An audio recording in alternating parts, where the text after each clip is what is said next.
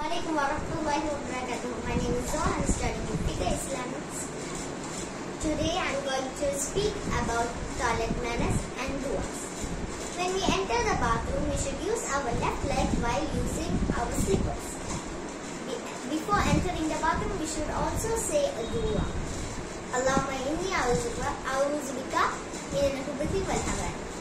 Next, after entering the bathroom, we should not sing. We should not answer someone's greet or greet someone. We should not say any surahs. We should not eat or drink any water. After coming out of the toilet, we say a dua. غفرانك الحمد لله الذي أذهب عني الأذى وعافاني.